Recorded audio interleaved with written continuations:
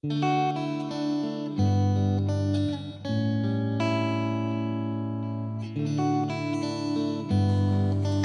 वालेकुम everyone, welcome back to my YouTube channel. मैं ठीक हूँ, उम्मीद है आप सब भी ठीक होंगे। अगर आप मेरे यूट्यूब चैनल पर नए हैं तो चैनल को सब्सक्राइब करना और बेल आइकन को प्रेस करना ना भूलें, ताकि जब भी हमारी कहानी का कोई न्यू एपिसोड आए तो आप देखना ना भूलें। और आप हमारे साथ हमारी कहानी के एंड तक बने रहें, ताकि हमारी कहानी में आने वाले नए नए मोड़ आपको दिलचस्प लगें। और अगर आपको हमारी कहानी पसंद आए तो लाइक कीजिए, कमेंट कीजिए, शेयर कीजिए और चैनल को सब्सक्राइब करना ना भूलें। तो चलिए रुख करते हैं हमारी कहानी छिपे हुए जज्बात, तबरेज़ और शमा की लव स्टोरी के एपिसोड 11 यानी लास्ट एपिसोड की तरफ। इमरोज़ की शादी है। अरे यार, तुमने तो हमें डरा ही दिया था। ये तो खुशी की बात है, तबरेज़ ने सोफ़े पर बैठते हुए कहा। तबरेज़ और शादमा दोनों खुश हो गए। आप क्यों परेशान हैं? ये तो खुशी की बात है। आपको अम्मी ने लड़की का नाम तो बताया होगा। कौन है, कैसा ख़ानदान है और क्या नाम है उसका? शादमा गुलरेज से पूछ रही थी। तुम लोग घर को, ख़ानदान को और लड़की को अच्छी तरह जानते हो। अच्छा, तो क्या नाम है उसका? पता तो चले मेरी देवरानी कौन बन रही हैं। वो कोई और नहीं, तुम्हारी बहन है। इतना सुनना था कि तबरेज़ खड़ा हो गया। उसे ऐसा लगा जैसे उसके सर पर आसमान टूट गया हो। वो गश खाकर सोफे पर गिर पड़ा। दोनों मियाँ बीवी घबरा गए थे। गुलरेज जिस बात से डर रहा था वही बात सामने आई। तबरेज़ मेरे यार, तू ठीक तो है? गुलरेज उसके मुंह पर पानी मार रहा था। तबरेज़ को होश आया। तू ठीक तो है? हाँ, मैं ठीक हूँ, तबरेज़ ने अपने आप को संभालते हुए जवाब दिया। वो फिर बेहोश हो गया। तबरेज़ मेरे यार, अपने आप को संभाल। तू ठीक तो है ना? जिस्म से मेरी जान निकल गई और तुम पूछते हो कि मैं ठीक हूँ। वो लोग जाने की तैयारी कर रहे थे, लेकिन तबरेज़ जाने के लिए तैयार नहीं था। वो लोग उससे बार बार कह रहे थे चलने के लिए। किस लिए जाऊँ? जिसे मैंने अपनी दुल्हन की शक्ल में देखा, उसी को आज किसी और की दुल्हन देखने के लिए? ये सब देखने से पहले मैं मौत को गले लगाना पसंद करूँगा। इसीलिए शमा से मैंने पहले ही कह दिया था, मैं उसके रास्ते में नहीं आऊँगा। मुझे यहीं रहने दो, मैं ये सब नहीं देख सकता। भाई, आप ऐसा क्यों कह रहे हैं? शादमा उसके दुख में टूट गई। गुलरेज भी बहुत कश्मकश में था। उन दोनों के बार बार इसरार करने पर, सबकी कस्में देने पर वो इस बात पर राज़ी हुआ कि वो लोग इस बात का जिक्र किसी से नहीं करेंगे। तीनों इंडिया पहुंच गए, लेकिन तबरेज़ एयरपोर्ट से सीधा अपने घर गया, जबकि समरीन और अम्मी फूफी के घर पर थीं। बेटा, तबरेज़ नहीं आया? अम्मी, वो सीधे घर चला गया। क्यों बेटा, सब खैरियत तो है? अम्मी, उसकी कुछ तबीयत ठीक नहीं है।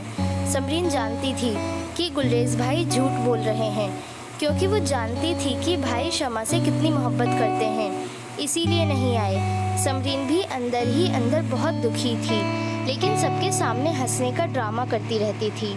सिम, क्या कर रही हो? समरीन को खामोश देखकर इमरोज़ ने पूछा। कुछ नहीं, चलो बाहर चलते हैं। दोनों बाहर चले गए। सिम, तुम कुछ अपनी सहेली के बारे में बताओ। क्या बताऊं? अब तो शादी हो ही रही है, खुद ही पूछ लेना। समरीन का इतना रूखा बर्ताव इमरोज़ को समझ में नहीं आया। वो वहाँ से चली गई और कमरे में जाकर रोने लगी। वो इमरोज़ की फ़ोटो सीने से लगाए रोई जा रही थी। समरीन की शादी भी तय हो गई थी। समरीन की शादी शमा की शादी के साथ ही होनी थी। सभी खुश थे। अब भी पहले मायूस थी, लेकिन अब खुश नज़र आ रही थीं। समरीन भी बहुत खुश थी। उसे कुछ समझ में नहीं आ रहा था कि अब्बू अम्मी भी बहुत खुश थे। सभी खुश हैं, एक मेरे सिवा। सबकी खुशी में ही मेरी खुशी है। खुदा जो कर रहा है वो मुझे कबूल है। शादी का दिन भी आ गया। सब अपनी खुशियों में खोए हुए थे, लेकिन वहीं शमा तबरेज़ को याद कर रही थी। तबरेज़, मुझे माफ़ कर देना, मैं तुम्हारी मोहब्बत की गुनहगार हूँ। इसके लिए तो खुदा भी मुझे माफ़ नहीं करेगा, लेकिन तुम मुझे माफ़ कर दो। बाहर से भी आए तो एक भी बार आमना सामना नहीं हुआ। आज तुम मेरे लिए गैर हो। तुम्हारे बारे में सोचना भी मेरे लिए गुनाह है। मुझे माफ़ कर देना तबरेज़। मैं अब किसी और की अमानत हूँ। समरीन का निकाह हो चुका था। काजी साहब अब शमा के पास आए। काजी साहब उससे पूछ रहे थे कि निकाह कबूल है। वो ना जाने किन ख्यालों में खोई हुई थी। उसकी आंखों के सामने तबरेज़ मुस्कुरा रहा था और पूछ रहा था, शमा तुम मुझसे मोहब्बत करती हो? हाँ, शमा ने हंसकर जवाब दिया। मुबारक हो की आवाज़ से पूरा हॉल गूंज उठा। उस आवाज़ से वो चौंक पड़ी।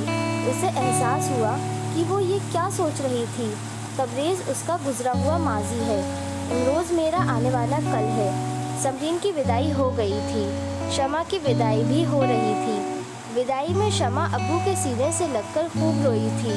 मुझे मेरी बेटी पर बहुत फ़ख्र है।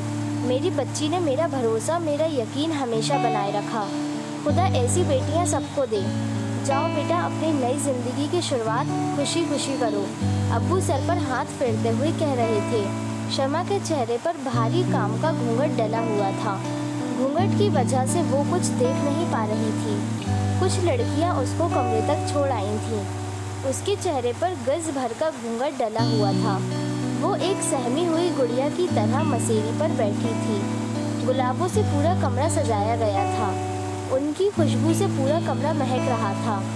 एक दस्तक सी हुई किसी के आने की, तो वो अपने आप को संभालती हुई बैठ गई। दूल्हा उसके करीब आकर ही बैठ गया था। वो खामोश बैठा उसको ही देखे जा रहा था। शमा महसूस कर रही थी कि वो उसे ही देखे जा रहा था। कुछ देर बाद उसने शमा के चेहरे से घूंघट हटाया तो शमा ने अपने दोनों हाथों से चेहरा छुपा लिया और ज़ोर ज़ोर से रोने लगी। शमा तुम रो मत, देखो मैं हूँ, तुम्हारा तबरेज़ तुम्हारे सामने है। मैं तबरेज़ हूँ। उसने शमा के चेहरे से दोनों हाथ हटाए। शमा आंखें खोलो, मैं हूँ। नहीं, मैं आंखें नहीं खोलूँगी। मैं आंखें खोलूँगी तो ये ख्वाब टूट जाएगा। नहीं, ये ख्वाब नहीं, हकीकत है। तबरेज़ ने उसके हाथों को चूम लिया।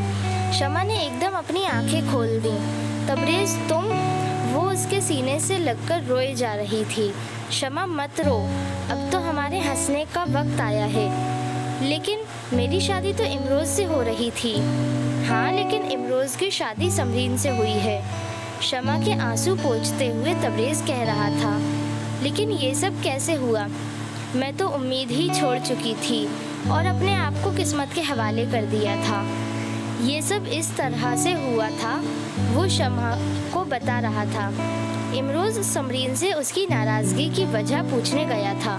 इमरोज़ उससे पूछना चाह रहा था कि उसको क्या किसी ने कुछ कह दिया है जो उसका मूड इतना ख़राब है। वो उसके कमरे के गेट तक पहुंचा तो समरीन के रोने की आवाज़ सुनकर कदम खुद ब खुद रुक गए। वो रो रो कर किसी तस्वीर से बातें कर रही थी। वो बार बार इमरोज़ का नाम ले रही थी। वो तस्वीर किसी और की नहीं, इमरोज़ की ही थी। वो इस बात से बेखबर था कि समरीन उससे मोहब्बत करती है। अगर मुझे इस बात का एहसास होता कि समरीन मुझसे मोहब्बत करती है तो मैं ये कदम उठाने से पहले 1000 बार सोचता। लेकिन अब तो बहुत देर हो चुकी है। उसको ऐसा लगा जैसे समरीन के आंसुओं का जिम्मेदार वो खुद है। वो मुझसे इतनी मोहब्बत करती थी और मुझे पता भी नहीं चला। मैं इसका कसूरवार हूँ, लेकिन मैं अब कुछ नहीं कर सकता। वो वहाँ से चला गया। शमा को बहुत बुखार था। अम्मी मैं शमा को देख आऊँ? हाँ बेटा देख आओ, जल्दी आना। शादमा की सास ने उसे जल्दी आने का कह रही थी। भाभी मैं भी चलूँ आपके साथ? समरीन शादमा से पूछ रही थी। हाँ चलो, शमा को खुशी होगी। दूसरे दिन इमरोज़ ने सोचा भाभी के बहाने मैं शमा को भी देख आऊँगा। अम्मी मैं भाभी को ले आऊँ? शादी के इतने से दिन बचे हैं, आप अकेली क्या क्या करेंगी? हाँ बेटा ले आओ। भाभी कहाँ हैं? गुलरेज़ तबरेज़ को लेने गया हुआ था। न जाने उसकी तबीयत अब कैसी है। अस्सलाम वालेकुम। सलाम करते हुए इमरोज़ बैठ गया। भाभी कहाँ हैं? बेटा आपकी भाभी ऊपर वाले कमरे में होंगी। घर मेहमानों से भरा हुआ था। घर में खूब गाने बजाने हो रहे थे। औरतें ढोलक लिए गाने बजाने कर रही थीं। इमरोज़ अपनी भाभी से मिलने ऊपर गया था। भाभी कमरे में नहीं थी, उस कमरे में मेहमान थे। वो बाजू वाले कमरे में दाखिल होने वाला था, तभी उसके कानों में तबरेज़ का नाम पड़ा। तो कदम खुद ब खुद रुक गए। शमा, तुम अच्छा नहीं कर रही हो, तुम्हारे बगैर तबरेज़ मर जाएगा। और मुझे लगता है कि तुम भी जी नहीं रही हो। तुम भी तो कितनी दुबली हो गई हो, कितनी कमज़ोर हो गई हो।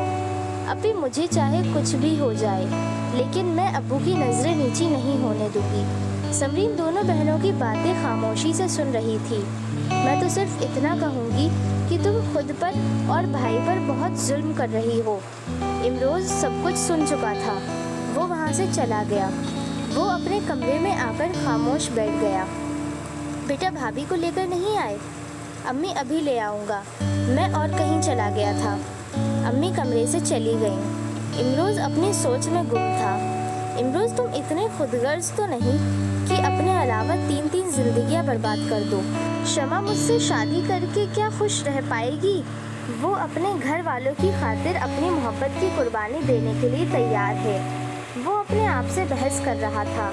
न जाने क्या सोचकर उसने तबरेज़ के घर की तरफ अपनी कार का रुख मोड़ लिया था। गुलरेज़ तबरेज़ पर गुस्सा कर रहा था। तुम अपनी जान देकर क्या साबित करना चाहते हो? मरने के बाद भी तुम शमा को ही बदनाम करके जाना चाहते हो? कैसी मोहब्बत है तुम्हारी? यार, मैं उसके बिना नहीं जी सकता। कौन कह रहा है कि आप उनके बिना जिए? उनके साथ ही क्यों ना जिए? तुम? तबरेज़ ने घबराहट में इमरोज़ से सवाल किया। मैं तब से यहाँ खड़ा हूँ जब से आप लोगों की बातें हो रही हैं। आप लोगों ने मुझे इस काबिल भी नहीं समझा कि मुझे कुछ बता सकें। इमरोज़ के लहजे में शिकायत और गुस्सा झलक रहा था। भाई, आप भी गैर हो गए? मुझे गैरों में समझ लिया। नहीं इमरोज़, हमें तबरेज़ की कसम ने बांध रखा था। मैं सिर्फ इतना कहना चाहता हूँ कि मैं शमा से शादी नहीं करूँगा। ये क्या कह रहे हो? इससे शमा की बदनामी होगी। शादी को 4 दिन ही तो बचे हैं। सब खानदान वाले इस शादी के रुकने का जिम्मेदार शमा को समझेंगे। इमरोज़, मेरी गलती की सज़ा शमा को मत दो। शादी से इनकार मत करो। मैं इनकार करूँगा तभी तो आप हाँ करेंगे। नहीं, शादी तुमसे हो रही है, तुम ही से होगी। तबरेज़ गुस्से भरे लहजे में कह रहा था। मैं तो उसके बिना जीने की आदत डाल लूँगा। इसकी कोई ज़रूरत नहीं है। आपकी शादी शमा से ही होगी। लेकिन फुफी तुम्हारी शादी कराना चाहती थी, फिर तुम्हारी शादी ज़रूर होगी। इमरोज़ ने तबरेज़ की बात काटते हुए कहा। किससे? समरीन से। समरीन से? तबरेज़ हैरत भरे अंदाज में पूछ रहा था। हाँ भाई, अगर आप इजाज़त दें तो वो पगली मुझे बचपन से ही चाहती रही और मुझे पता ही नहीं चला। तबरेज़ भाई, मुझे माफ़ कर दीजिए। अनजाने में आपके और शमा के बीच आ गया। ये सब मुझे आज ही पता चला है। प्लीज़ आप मुझे माफ़ कर दीजिए। मैंने आपके साथ बहुत बुरा किया है। खुदा मेरे साथ भी बुरा करेगा। नहीं इमरोज़, अच्छे लोगों के साथ कभी बुरा नहीं होता। और तुम तो बहुत अच्छे हो और मुझे खुशी है कि मेरी बहन को तुम्हारे जैसा जीवन साथी मिला है। इमरोज़ ने अपनी बात कही। आप लोग मेरी एक बात मानेंगे? क्यों नहीं? तबरेज़ के चेहरे से अब खुशी झलक रही थी। तो शमा को ये पता ना चले कि उनकी शादी आपके साथ हो रही है। शमा को ये तो पता था कि समरीन की शादी भी हो रही है, लेकिन वो इस बात से बेखबर थी कि दूल्हा कौन है। समरीन की शादी का सुनकर शमा खुश थी, लेकिन पूछने पर भी किसी ने दूल्हे का नाम नहीं बताया था। मुझे ये सब क्यों नहीं बताया? वो उसको मारते हुए बोल रही थी। तबरेज़ ने उसे अपने सीने से लगा लिया था। शमा, तुम मेरी हो। शमा, हमेशा मुझे यूं ही प्यार करती रहना। करती रहोगी ना?